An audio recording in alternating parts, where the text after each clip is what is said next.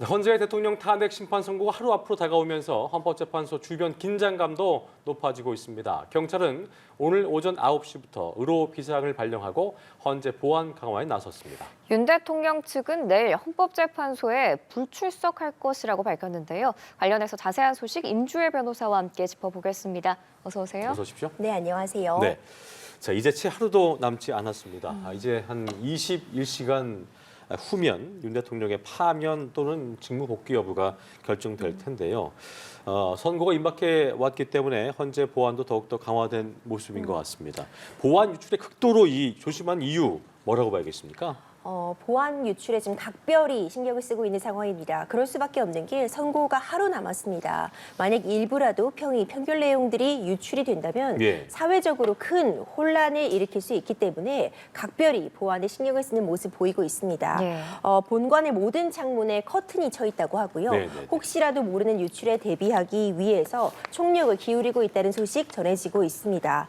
경찰은 오늘 의료 비상을 발령했습니다. 헌재 정문 앞뒤로 해서 굉장히 보안 인력들 강화된 모습 확인이 가능하고요.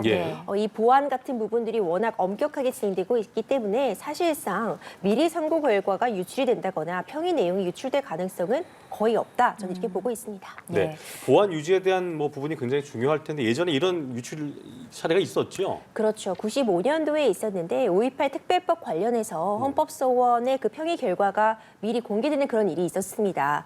그래서 바로 다음 날 헌법소원을 취하하기도 하면서 문제가 되기도 했는데 극히 이례적인 상황이라고 볼 수 있을 것 같고요. 평이라는 것이 철저히 비공개로 진행되기 때문에 이것의 내용이 일부라도 전해진다거나 유출되는 상황은 상정되기 어렵다 이렇게 볼 수 있습니다.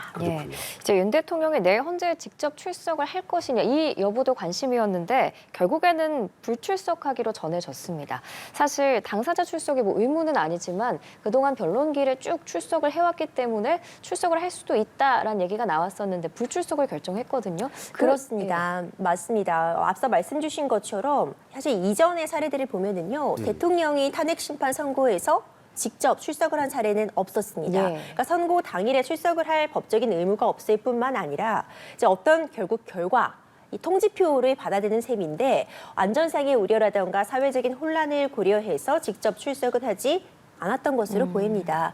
하지만 윤석열 대통령은요, 이전의 헌법재판 이 변론 과정에서 굉장히 적극적으로 참여하는 모습을 보여줬고 증인신문에도 직접 나서는 그런 모습을 보여주면서 사실상 출석할 가능성도 있지 않을까 이런 의견들이 점쳐지기도 했지만요. 당초 선고일이 지정될 때는 변호인을 통해서 참석 여부는 결정된 바가 없다고 밝혔지만 오늘 다시 의견이 선회가 있었습니다. 출석은 고려하고 있지 않다는 의견이 나왔는데 아무래도 질서 유지와 경호 문제를 고려한 것이 아닌가 싶습니다.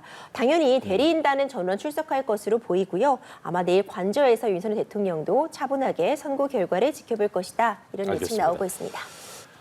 앞서 재판관들이 선고 당일인 내일은 평이 없이 곧바로 선고를 진행하겠다는 방침을 좀 세웠잖아요. 이렇기 때문에 결정문 완성도 그렇고 서명 같은 경우에는 오늘 안에 모두 이루어진다 이렇게 좀 볼 수 있겠습니까? 네, 서명까지 오늘 안에 이루어질 가능성 매우 높아 보입니다.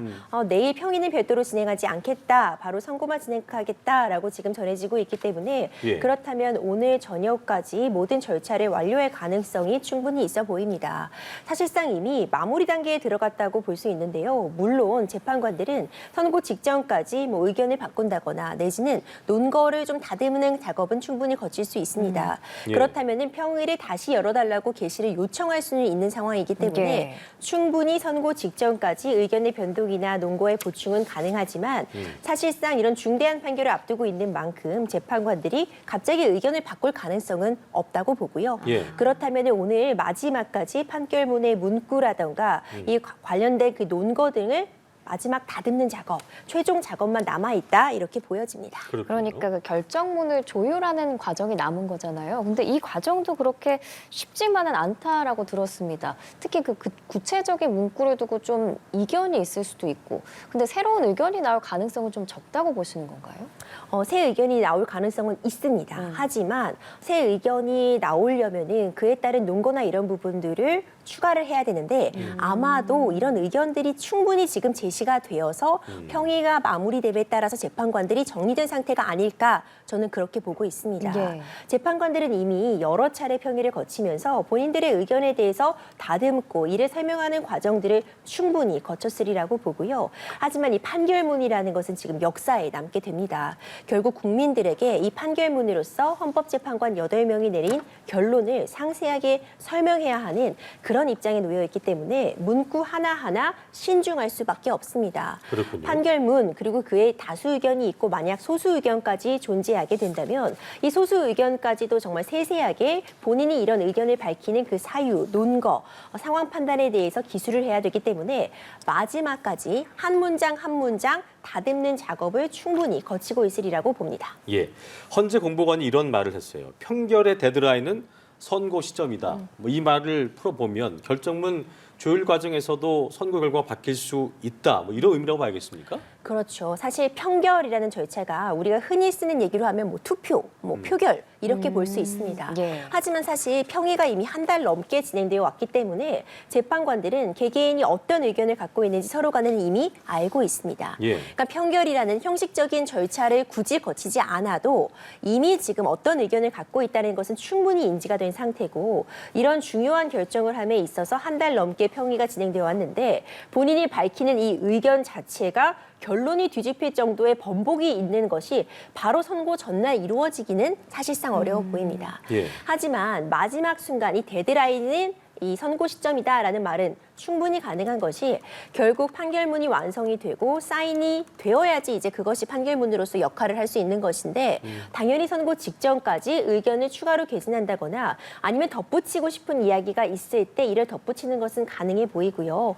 형식적 의미의 평결, 그러니까 최종적으로 평결이라는 절차를 거치고 재판관 개개인의 사인이 담기는 이런 서명이 담기는 이 과정은 사실 선고 직전에 이루어질 수도 있는 상황이기 때문에 예. 이런 부분들은 충분히 감안할 필요가 있습니다. 그렇군요. 자, 이렇게 선고가 임박해 오면서 여러 가능성들도 주목받고 있습니다. 한때는 5대3으로 이렇게 교착 상태에 빠져 있는 거 아니냐라는 얘기가 나왔는데 그런데 이에 대해서 재판관 지금 한 명이 공석이기 때문에 5대3 결론은 내놓지 않을 거다. 이런 전망도 나오고 있고요. 각자 아전인수식 해석들이 난무하고 있는데 변호사께서는 좀 어떻게 전망하세요?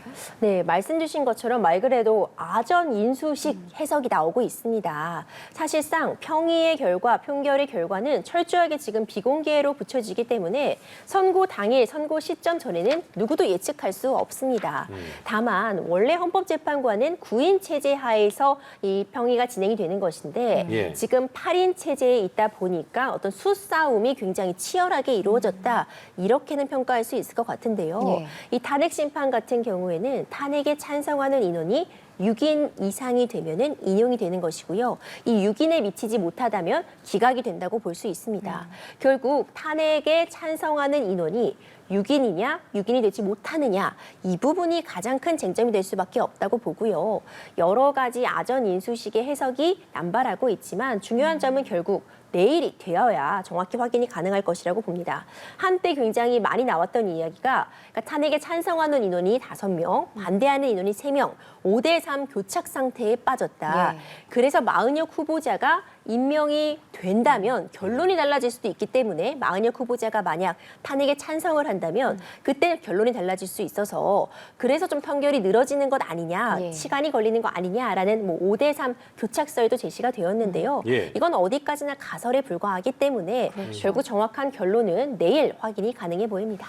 자, 선고가 이제 하루 앞으로 다가오면서 어떻게 재판관마다 판단을 할 것인지 재판관 8인의 경우에는 이제 지명 주체도 다르게 되고요. 또 성향도 다르기 때문에 누가 캐스팅 보트 역할을 할 것인가. 이전에 한덕수 대행의 그 선고를 좀 보면 그때도 기각 5, 각하 2, 인용 하나였는데 어떤 그 주체 성향에 따라서 좀 뭐 이렇게 갈렸다는 평도 있었거든요. 이 부분 이런 부분들 성향이라든가 이런 부분들이 판결에 영향을 미칠 것인가 이 부분은 어떻게 좀 보고 계세요? 사실 재판관의 성향에 대해서 분석을 하는 것은 굉장히 조심스럽습니다. 그렇죠. 우리가 법복을 입고 있다면은 이것은 법복을 입는 순간 내 개인의 입장에서 판단을 하는 것이 아니라 오로지 법과 정의에 따라서 판단을 한다는 의미를 갖고 있습니다. 네. 개인의 어떤 성향을 분석하는 것은 매우 조심스럽지만 적어도 우리가 한덕수 총리의 탄핵 심판 선고가 가장 최근에 있었기 때문에 네. 이 부분에서 좀 유추해 볼 수 있는 부분은 만장일치가 아닐 수도 있다. 이 부분은 확인이 가능한 것 같습니다. 당초에 윤석열 대통령에 대한 탄핵 선고가 이제 시간이 길어지는 것이 만장일치를 지금 시도하고 있어서 굉장히 평의가 오랜 기간 지속되고 있다라는 추측이 굉장히 힘을 얻었었는데요. 네네. 한덕수 총리에 대한 탄핵 심판 선고 그 결과를 놓자면 기각 의견도 있었고요. 인용 의견도 있었고 각하 의견도 있었습니다. 기각 인용 가운데 그 가운데 또 별개의 의견도 있었거든요. 위법성에 대한 해석이 달랐었죠. 그렇죠. 이런 부분들을 보자면 재판관들은 굳이 만장일치가 되지 않더라도 본인들의 판단에 따라서 맞는 그 의견을 지금 제시하고 있다는 부분은 확인이 가능하거든요. 예. 그렇다면은 이 내일 있을 선고 결과에 있어서도 이 대통령에 대한 탄핵이라는 정말 중대한 문제이기 때문에 사회적 혼란을 우려해서 최대한 만장일치 의견에 도달할 수 있도록 평의는 진행했겠지만 네. 만약 결국 만장일치에 도달하지 않았다면 어떤 결론을 낼 수준에 이르렀다면 선고 일정을 잡았다 이렇게도 네. 볼 수 있을 것 같고요. 견해가 대립되는 모습은 우리가 한덕수 총리에 대한 이 탄핵 심판 선고에서 이미 확인을 했지만 탄핵 소추 사유가 다르다고 볼 수 있고 그 영향력도 다르다고 볼 수 있기 때문에 결국 재판관들은 본인의 어떤 판단에 따라서 다른 결론을 내릴 가능성은 충분히 존재한다 이렇게 보고 있습니다. 그렇군요. 예, 이제 가장 중요한 판단 요소는 역시 헌법 위반의 중대성입니다. 5가지 핵심 사유가 거론되고 있는데 그중에서 한 가지만 위반이 인정돼도 인용이 될 가능성이 큰 거잖아요. 그런데 재판관들마다 어떤 사유가 좀 중대하게 위반했는가 이걸 보는 관점이 다를 수도 있잖아요. 충분히 가능합니다. 사실 탄핵 심판은 2단계 절차를 거치게 됩니다. 지금 문제가 되고 있는 쟁점들 탄핵 소추 사유가 일단 1단계로서 헌법과 법률에 위배되는 측면이 있는지를 한번 판단하게 되고요. 위배되는 측면이 있다고 해도 과연 파면에 이를 정도로 중대한가를 보는 게 2단계입니다.